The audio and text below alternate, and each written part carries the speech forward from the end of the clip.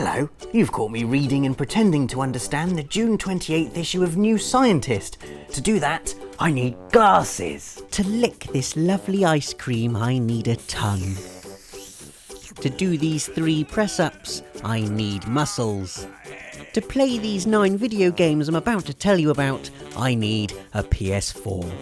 So welcome to our rundown of 9 PlayStation exclusives that make PS4 essential. Our first title is Bloodborne, which, when it was announced this year at E3, was met with a polite ripple of curious anticipation. Okay. Sounds right. Yeah, Bloodborne. Blood. It's got blood in it. Good, yeah. That ripple turned into a wave of excitable cheers when this graphic confirmed Bloodborne is being made by Hidetaka Miyazaki. Aye, it's that man. He did the thing. I think I like that. I know that one. He does the stuff I like. And that wave of excitement grew into a rogue tsunami of hysteria when From Software's name came on screen.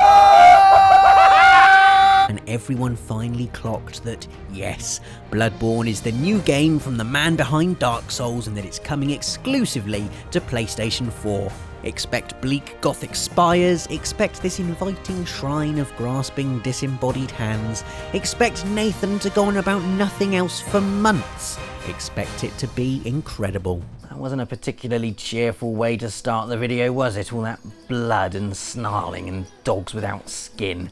Here's some LittleBigPlanet 3. The big hook for this charming Hessian threequel is that Sackboy gets 3 new friends, allowing for awesome 4-player co-op. There's Oddsock with his delightfully clumsy brand of wall jumping, Toggle who yo-yos between fat and tiny for your puzzling pleasure, and Swoop who can fly. It's being made by the brilliant folk at XDev, plus you can enjoy all the user-created levels from LittleBigPlanets 1 and 2, and there are millions now in lovely PS4 vision. Look how good my Labyrinth of Despair looks. This took me weeks. This next game isn't a confirmed PS4 exclusive, although it will be making its console debut on PlayStation, but I wanted to include it anyway because it might now be my favourite thing ever.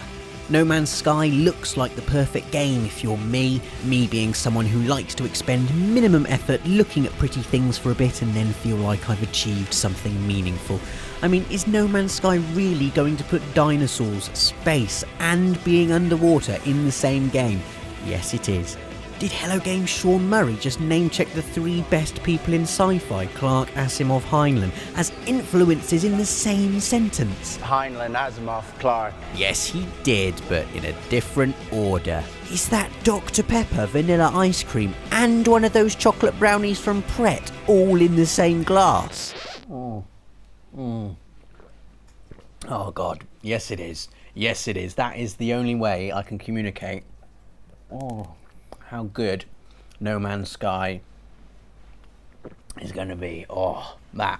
Right there. Right there. From the elegant future universe of No Man's Sky to London in the 19th century now, as we take a look at the Order 1886, what it lacks in dinosaurs it more than makes up for in guns, moustaches and being smoother than Dave's chat-up lines. Hey, Sue, have you got a map? Because I'm getting lost in your eyes. A lot smoother. It's the almost undetectable transition from cutscene to gameplay that's really impressive, with visuals so good it looks like you're playing a photo. A moving photo with brilliantly horrible lichens and laser guns.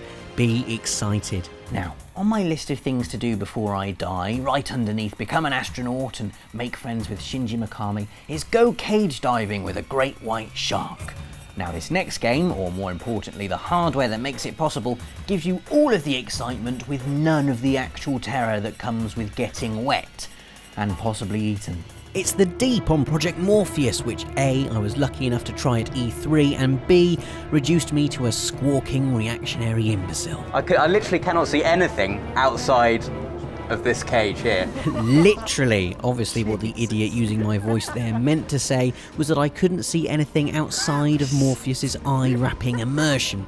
I could see everything outside the cage, especially the massive fish, that's so convincing in its animation and behaviour, it almost made me fall over in real life from shock. That's the power of virtual reality on PS4. It nearly makes you fall over. You can put that on the box. Next is a game so good they released it twice. When The Last of Us hit PS3 last year, everyone, quite rightly, hailed it as a masterpiece of storytelling, characterization, and brutal plank-to-the-face combat.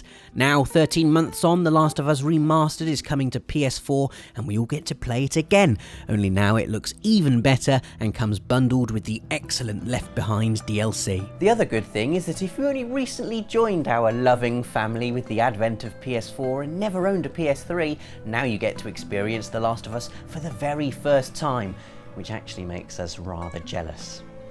Go on then, go and enjoy the shocks and thrills of arguably the greatest game ever while I sit over here knowing how brilliant it's going to be already. Seriously, FML.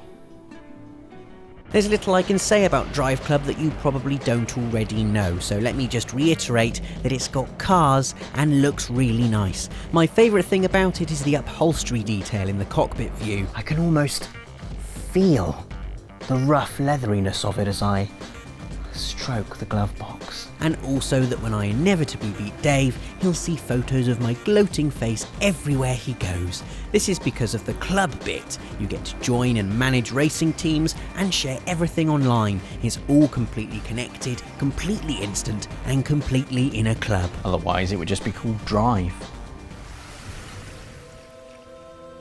Abzu. What does that mean? Literally it translates as to know water, but what it means is a beautiful exploratory experience through an incredible undersea landscape filled with colour, mystery and sharks that growl.